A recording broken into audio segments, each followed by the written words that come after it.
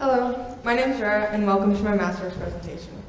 I'll be sharing with you what I learned during my Masterworks project in IPS. If you couldn't tell by the opening slide and my photo, my Masterworks is on pottery. I know a lot of you think that pottery is just a passion that gets you very dirty and wrecks your clothes, and you'd be right, but it's not only that. There's a rich history and culture behind it too, and I'll be talking about that today. So I'll be talking a bit about myself and why I chose pottery, and then I'll spend time talking about the history of pottery and the materials used to make ceramics. And finally, talk about my personal experience in making pottery. I come from a long line of makers, designers, and people interested in pottery and beauty. My mom's side is from Britain and Canada, and my dad's side is from Argentina and by extension, Italy. I know that's not my dad, but I knew I couldn't talk about my heritage without my seed. In the family, there's a strong interest in making things. My Canadian grandfather built houses in Saudi Arabia, USA, Canada, and Uruguay. My British grandmother was a model and helped female CEOs as a fashion consultant. My Argentine grandfather was a mechanical and chemical engineer. He worked building machinery for many different industries. My Argentine Italian grandmother knits, cooks, and much more on demand. My dad and my uncles are all designers of different kinds, like fashion, graphic design, technical animation, and design studio owners. My aunt used to be a model in Europe, and my uncle is a creator and producer of video games. Since I was really young, I was always interested in making things with my hands. I enjoyed creating new things and especially useful things. I wonder where I got my interest in design. I could do this with friends, family, and people I love. In school, I signed up for a pottery class when I was in grade 3 and 4. I found so much joy in it, and it was an outlet for my creativity. Last year, I wanted to join a pottery class, but I had a very busy schedule with sports, so I took the opportunity to make the subject of my Masterworks pottery. For my project, I focused on pottery because you can make incredible things with very limited materials. You can make quite literally anything with practice, and it'll turn out beautiful. You can also make pottery to be as a function or used as decoration. What is pottery anyway? According to the dictionary, pottery is the process and products of forming vessels and other objects with clay and raw materials. You might see me say ceramics as well, but pottery and ceramics are one and the same. The word ceramic derives from Greek, which translates of pottery or for pottery. What about pottery in history? Surprisingly, almost every civilization used pottery. This is because it was accessible and a universal thing everyone learned to use. Making pottery was a very effective way of producing durable and long-lasting products. Pottery is so old that we actually don't know how old it is, but we can make some estimates according to some of the found artifacts. Here we have a timeline of some of the most old pottery pieces from some of the most significant cultures. First, we have Venus of Dolny as a Vestonus. This piece was the oldest pottery artifact discovered. It was made in 29,000 BC and was discovered in what is now the Czech Republic. This piece was first found in 2 different pieces and was then attached back together very recently. This next example was found in China. It was made in 17,982 BC and it was only a small piece of a bigger artifact. They only found this piece a couple more that had been from the same artifact, that we don't have enough pieces to conjoin it back together. 35,000 BC was when the first 3,500 BC was when the first pottery wheel was invented. It was found in Egypt, though a lot of studies show that there were other cultures that had variations of the wheel as well. This means that all the pottery before 3,500 BC was made by hand. 700 BC was when black figure style was found in Greece. It was a significant style of Greek culture. They depicted mythical matter, battle scenes, and other figure-heavy portrayals. 332 BC was when the goddess Isis and her son Horus pottery piece was created. It was a part of significant Egyptian finance style, which we'll talk about later. This piece had an impact in Rome, and where there was a cult built for Isis. This artifact was a symbol of rebirth. You might be wondering, how is that piece so blue? How did the Egyptians get such a blue color so long ago? They'd only got this color when they first started mining. The Egyptians found small amounts of copper, and they were selling it for a lot. The copper was incorporated with clay, quartz, and other minerals. The copper later oxidizes and creating this amazing blue that you see. These pieces were really expensive, so they were only used to decorate tombstones and stuff. I will now be talking about the 3 different types of pottery. Earthenware pottery. Earthenware pottery has a warm and earthy look to it. It absorbs water easily and has a very thick consistency. It is the weakest of the clays. Older earthenware clays were found in China, dating back to 18,000 years old. Stoneware pottery is denser than earthenware. It is stronger than earthenware, but not the strongest. The thickness and density is in between earthenware and porcelain. Oldest stoneware potteries were found in China, dating back 3,400 years old. Porcelain is very dense and can be stretched out to very thin pieces. It is very durable and is a long-lasting material, resistant to chipping, scratching, and staining. Porcelain is usually white and translucent and has a smooth non-stick surfaces. The oldest porcelain pottery was found in China, dating back 20,000 years old. Here you can see that I've listed the different types of pottery from the weakest to the strongest, from least expensive to most expensive, from thinnest to thickest, and so on. Here you can see that I have the different types of clay. And you might be thinking, well, didn't we just talk about this? Let's move on already. That's exactly what I was thinking during this part of my Masterworks. My dad helped me find out that there was apparently a difference between the types of pottery and the types of clay. Well, some genius decided to name them the exact same thing. The finished product that is made from earthenware clay is called earthenware pottery, which sounds obvious now that I say it out loud.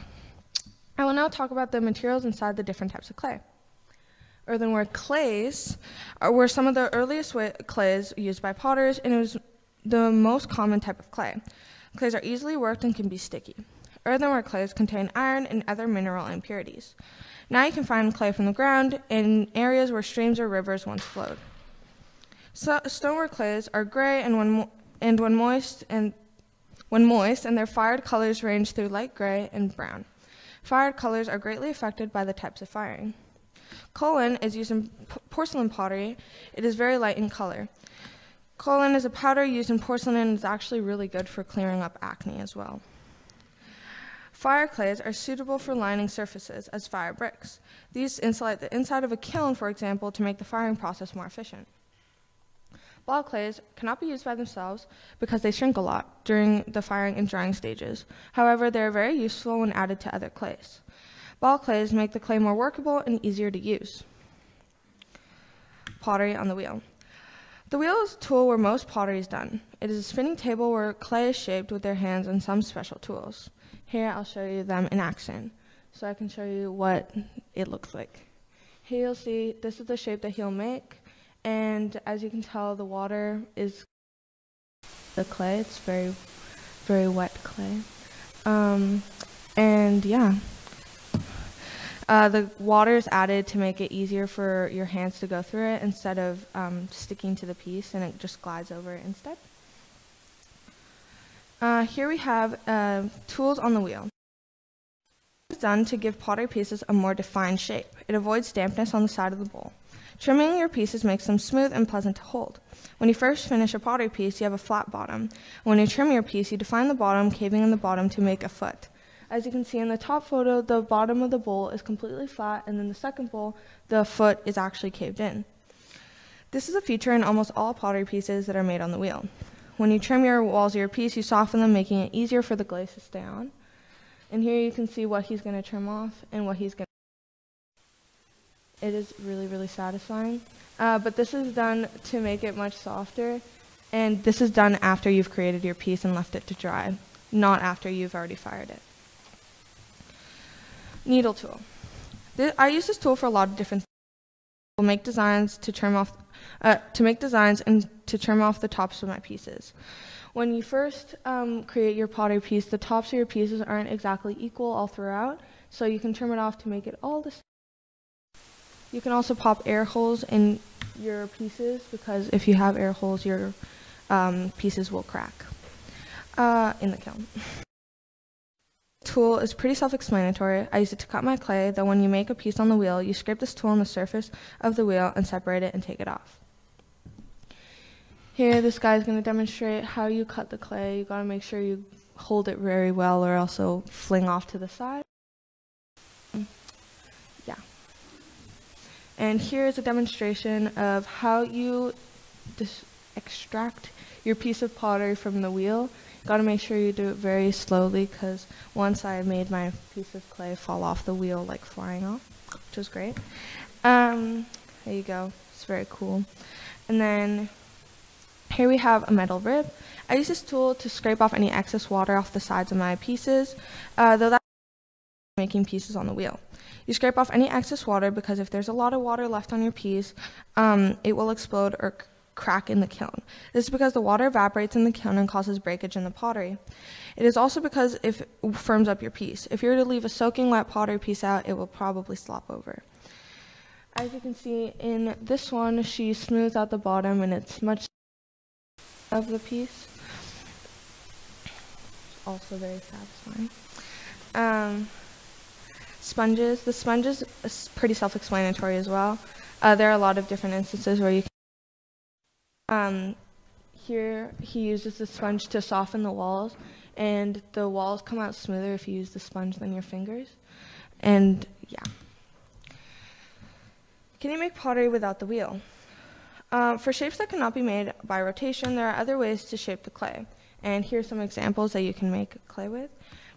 Here we have slip casting. Slip casting is when you basically make a mold of whatever you'd like to cast, and you make it out of silicone.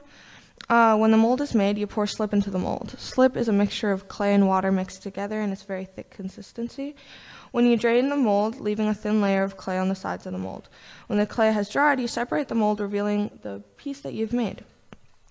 So this saves a lot of time, and it makes it so that you have very equal pieces. There are two different types of molds that you can have, the ones that you just slip out the piece like that, or you can have molds where you take them apart into different sections. Then you just later glaze them and fire them as well.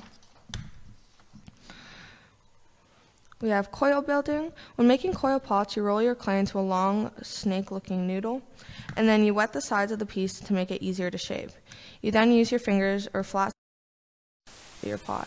As you can see, the inside of the pot is completely flat, and the outside is more wiggly, like a little caterpillar. And you just attach them together to make them all even, and yeah, it comes out with a really cool pot that you can use later for plants or something. Then we have slab work. To make slab pottery, you typically have measurements to make it, or you can freehand the piece. You cut out flat pieces of clay and attach them to each other. Here's a representation of me making slab work. Here, oh my god.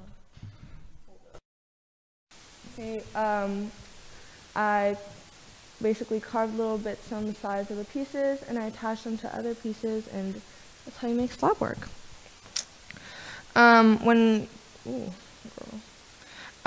Firing techniques and glazes. When you finish your oven called a kiln, this hardens your piece, making it available to use. You later glaze them. There are thousands of different techniques of glazing and some firing techniques, and that's what I'll talk about next. We fire our pieces to make them hard. It's like cooking meat. You can't eat uncooked meat, just like how you can't use unfired pottery. We have different techniques of firing are soda firing, raku firing, and sawdust firing. Soda firing is when you put baking soda and sodium carbonate into a kiln. As it reaches a temperature of about 2,350 degrees Fahrenheit, when both of these elements are introduced to the kiln at this temperature, they will vaporize and disperse throughout the kiln.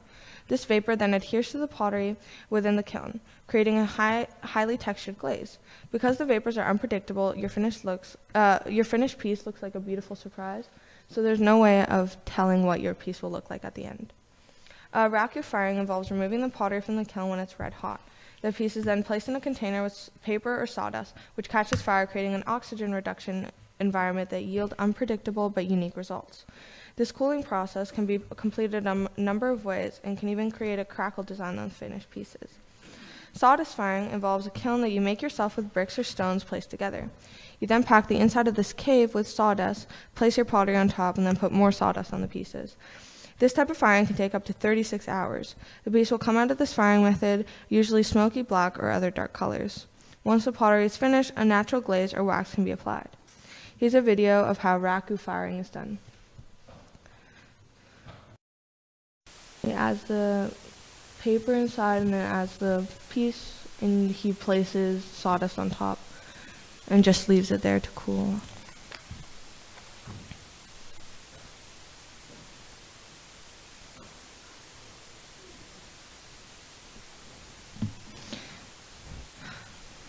We use glazes as a piece.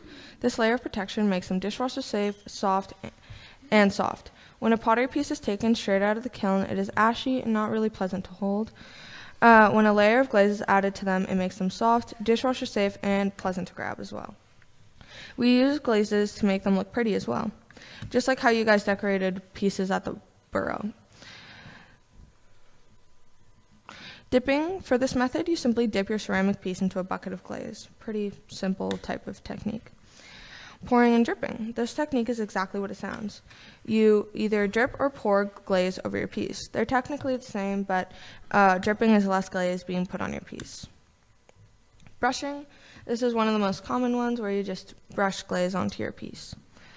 Splattering is more of a fun way to decorate your pottery. You just splatter glaze onto it. And then we have sponging. This is a method where you just make little textures on your pot. And you basically create streaks, bumps, and many different textures. Glaze trailing is a technique made of glaze on glaze or glaze on clay artworks by drawing. The glazed railing is used to produce a natural and abstract artwork on pottery pieces. A little squishable sack and just glaze comes out and you can make whatever textures and patterns you'd like. Wax resist is my personal favorite. This is when you add wax into your ceramic piece and then you dip it in glaze. When you put the piece in the kiln, the wax burns off and leaves the clay visible and leaves a really cool design. My finished products. So with excellent instructions and patience from Catherine Epps, my external advisor, I worked at the Burrow on my pieces. Here are all of them that I made. So first we have my cap plate. This is the first piece I ever made. It was the first slab work as well. This is air dry clay, so it was not glazed at all. Here we have my flower bowl. This one was not very successful. This was more of an experiment that I made. As you can see, you can't really tell that I carved anything in it because I didn't make the carving too thick. This is my lily bowl. It's a present from my mom. It's the first time glazing anything, and it's my first time making designs with glaze as well. Basically, this one was a piece that I matched with another piece, which was my other wavy cup that had Kiki's Delivery Service cat in it. And then we have, this piece was basically, it was just like a matching set that I made. And then this one is my first time making a handle. I feel like I handled it pretty well. And then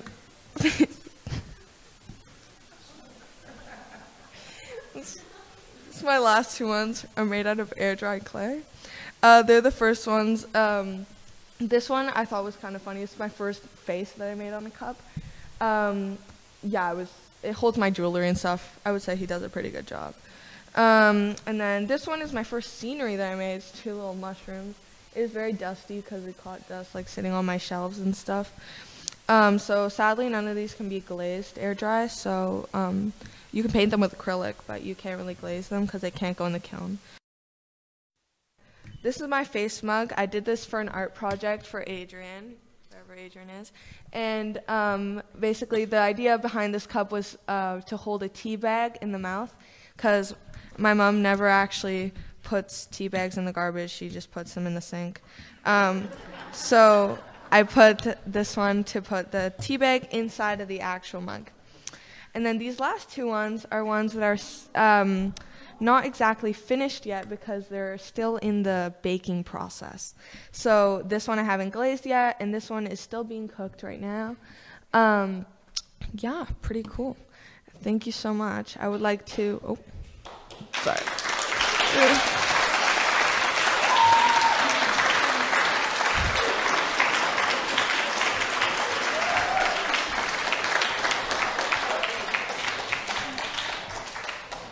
Okay, and now this is the end of my presentation. I would like to say my acknowledgements before we watch next presentation.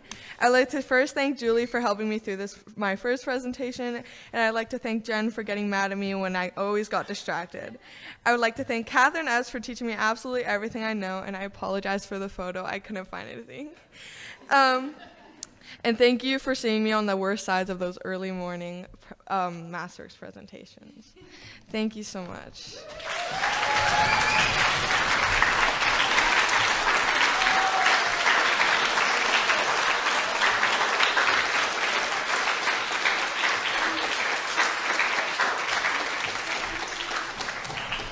Oh, we have questions.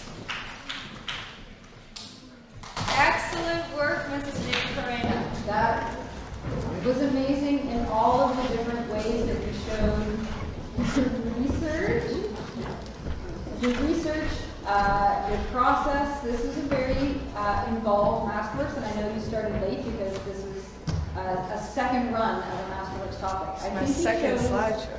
I think you showed it well, and I think in the end that you've learned tons, and it's time for questions about your process. So over to your advisory team. We'll start with Julie. Uh-oh, putting me on the spot. Wonderful, wonderful job today. I know that there was a lot of patience and work and learning involved in this entire process, and I learned with you through the entire process. I can definitely say that. My question is that you started with a completely different topic, and you now are a master in pottery. But how, you mentioned multiple times that this was almost spiritual for you, and it was, you said multiple times in the video that it was satisfactory, and it was so fun for you to actually do this process. How did you feel making pottery? Because you talked about multiple different ways, strategies, and techniques, but what was involved in your process while you were creating pottery? Okay. So yeah, I forgot to add this in my presentation, but when on my first day of coming into the borough, I was talking with Catherine. We were just working with our clay, and Catherine was like, "You got to speak to your clay," and I was like, "What?" And you were like, "No, yeah. If you speak to it very nicely, you got this connection with the clay, and if you you treat it nicely, then it'll give you a piece back to like a very beautiful piece to remind that of what you did with that clay." And at first I was like, okay, that's like, I don't know. But I did it, you know, and it turned out pretty well. I liked it. It was kind of fun. And actually Julie made me aware that minerals inside of the clay are actually part minerals in your body. So that also has a connection with you as well. So, yeah. Very well done. Yeah. Catherine, over to you. Oh, very impressive. Thank you. Oh, God, moved. Great video, and I just, you kind of took my question. But I guess I'm really glad you connect. I'm just wondering what they're going to find your pots like 35,000 years from now, and what they're going to say. Yeah. It's going to neat. It's obviously meant something to you. What was I going to ask? If you were going to give someone advice, like if they wanted to do some pottery, how would you advise them? What would you say to them? Okay, two things. Probably take it slow, because at first I really wanted to like make my pottery and also do research before you do. Make pottery really quickly, but then I learned that you have to like take it slow before if you want to make anything good. And also wear clothes you don't want to wreck. So yeah, and yeah, it's pretty much advice that I would give you. Thank you. Well done.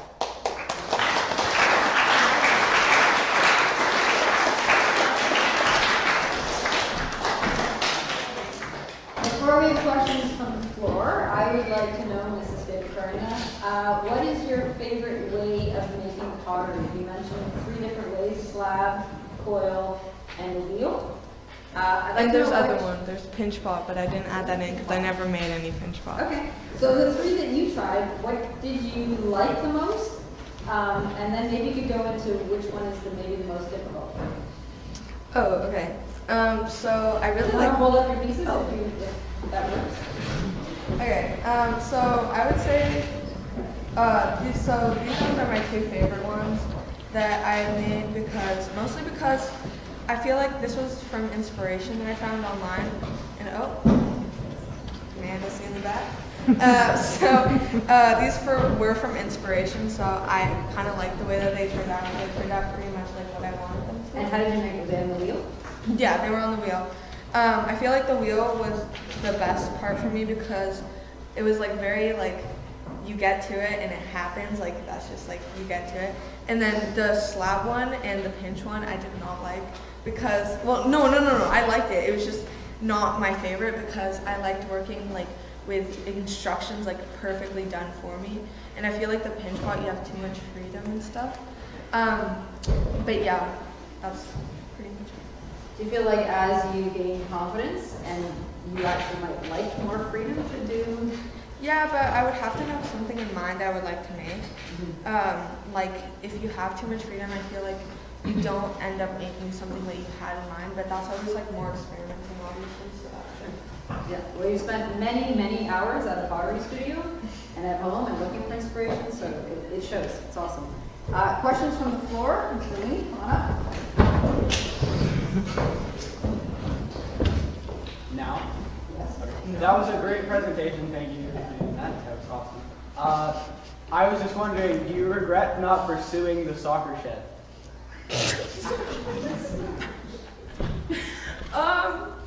No, not really, to be honest. I really liked making pottery, so it was kind of fun. But yeah, I don't feel like the shed would have been done in time, mostly because of my very busy schedule, but I feel like this one was a perfect amount of time for me to do stuff, and it was very fun. So I feel like the soccer shed would have been a lot of time that would have taken up, and it wouldn't have been very fun. So yeah. Thank you. Yeah, it also ran into some logistical things with municipalities that we could not overcome. Mr. Lee, come on up. I'm trying so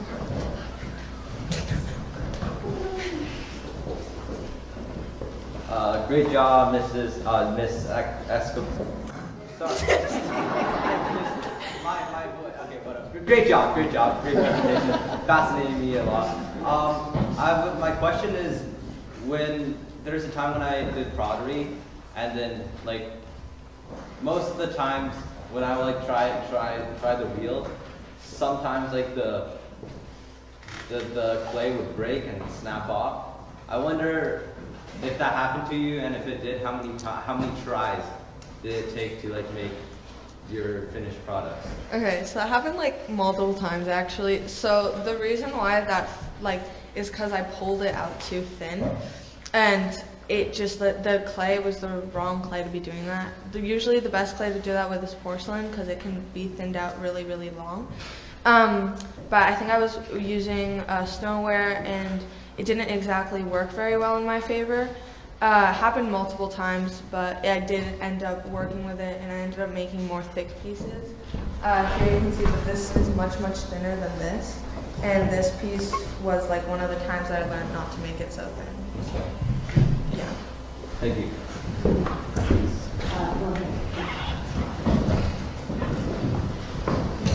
Great job, Miss Estebecorena.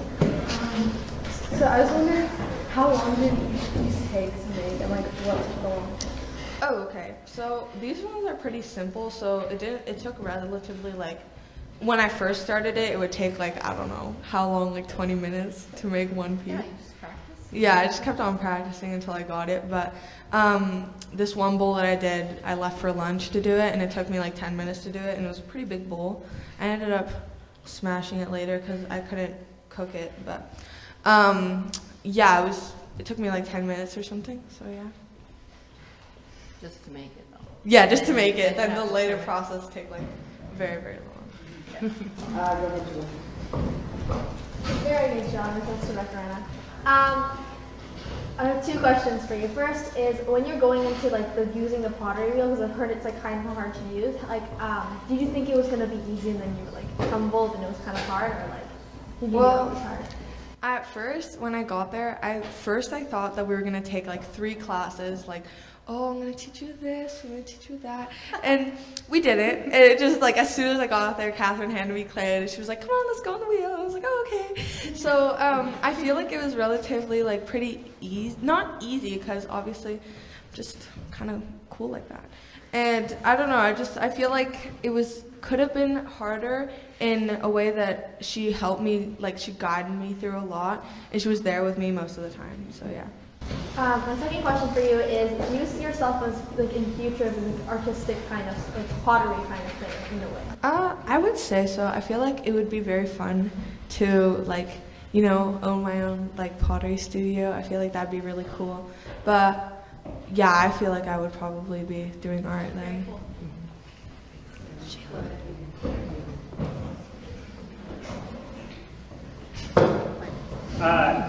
Wonderful presentation. When I heard you had decided to do pottery as your Masterworks, I was thrilled. A little jealous that I couldn't be your advisor. And super, super interesting. And I didn't hear tons from you, but as you were working through your design project, I got a peek into your process. It's fabulous, and I can see by your presentation and seeing you through the year that you've learned an incredible amount and developed tremendously in a very difficult skill, I think. My question for you is, as an art teacher, I think art teaches us a lot about life, lessons that we bring into life that may not seem directly related, but I think are great things to bring with us. And my question to you is, what did you learn through your process doing pottery, or what can pottery teach you that you can take into life? What life lessons can you learn from this art form? So that's kind of a hard question. I would say, I don't know actually, but I really like the fact that something about a lot of passions is that you don't really have time to like connect with people while you're doing the thing. Like for soccer, for example, you're running all the time, you can't really be talking or anything. And the thing about pottery is that you can talk during like pottery, and you can listen to music and stuff. So it's kind of like a thing where you get to connect with people while making your own thing. And while you make that, later you have a piece to remember that moment that you had connecting with someone else. I feel like that would be probably a life lesson, I guess. Like live in the moment? Yeah. That's a great lesson. Thank you.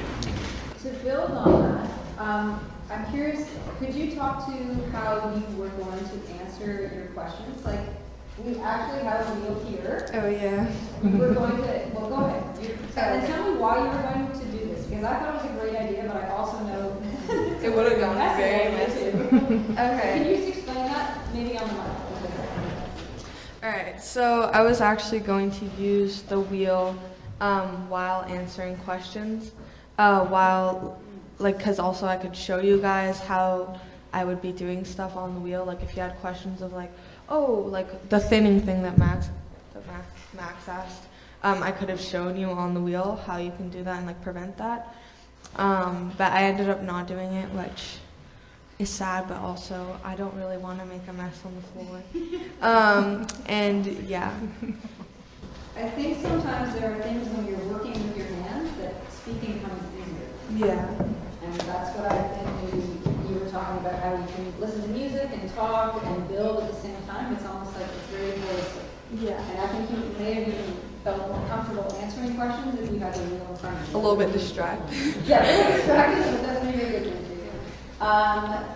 Go ahead, Esther. Did you ever have experiences where you were stressed out before you were working with your hands in pottery and feel more relaxed or more regulated after it because of your connection to the earth?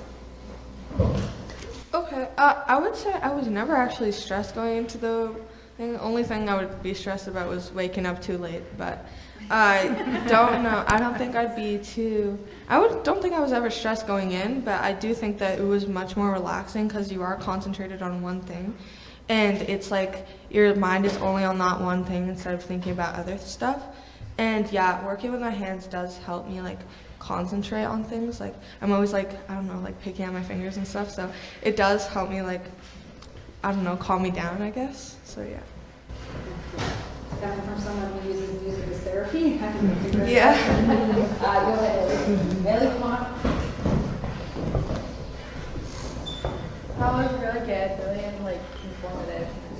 I learned a lot, and hope everyone else did as well. But my one question for you is, through the whole when you're making pottery and stuff, what's your favorite part? Do you like cutting the clay? Do you like wedging it? Do you like baking it or glazing it? What's your favorite part of the process? I would say actually making the pieces would be my favorite part because I feel like glazing is, I know I'm going to be getting mad at for saying this, but it's kind of stressful. I feel like I'm going to mess something up when I do the clay. Like, I'm just like, oh, like, maybe I shouldn't do that.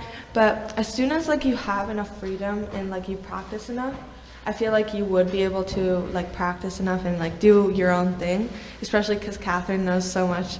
So she already knows, like, what she's going to do.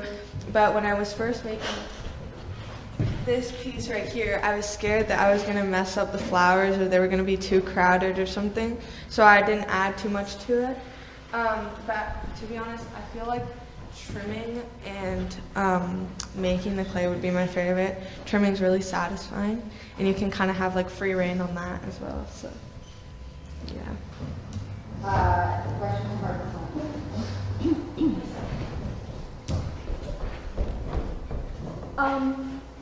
I was wondering, I've heard pottery can be really frustrating, I guess we could say.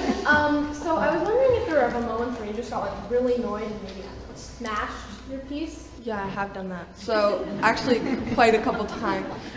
So yeah, when I was first working like at home, I was using that wheel, and part of the piece was actually broken.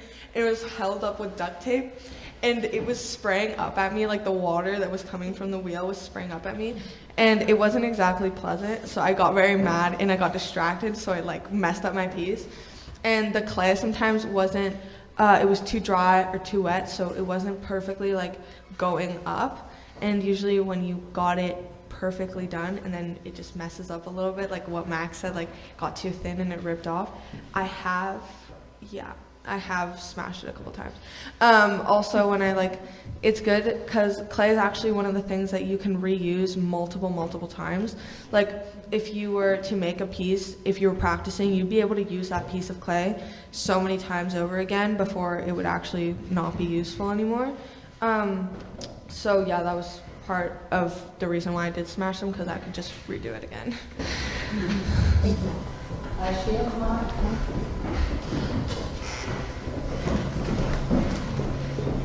That was a really great and very interesting presentation. I was quite touched because in a lot of cultures it is used to express their history.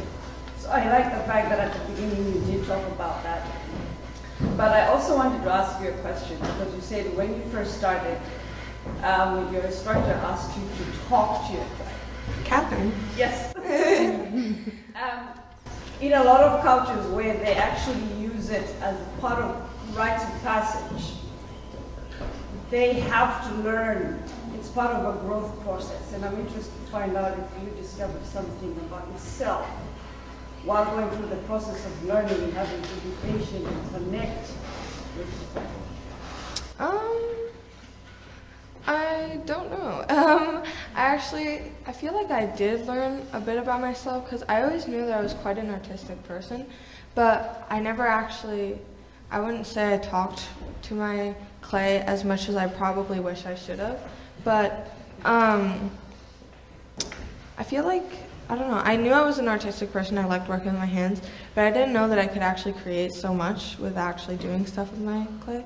I don't exactly know how to answer your question. No, that does answer it. Okay. The second question, when you were doing your research about the history, did any of it relate to why you might have been drawn to it at such a young age? Because you said, you know, your family had bits of art attached somehow. Did you find a connection there that kind of made sense to you as to why you might have picked to go with this specific one? Actually, yeah. Not during the history, but as soon as you told me that, I thought of my dad when I was younger. So my dad, whenever I was younger, we would always be like, we traveled to Europe this one time, and when I was at the beach, I would always be building sand castles and stuff. And this one time, we buried my sister in the sand so that it looked like her head was like decapitated on the sand. And so that was probably something that I did think of. And also my dad used to draw a lot of cats when I was younger for me. They were like really good cats, and I was always so impressed. So that's probably why I did some of the cats in my drawings. And yeah, that's probably it. Any other questions from the floor? Come on up, Amber.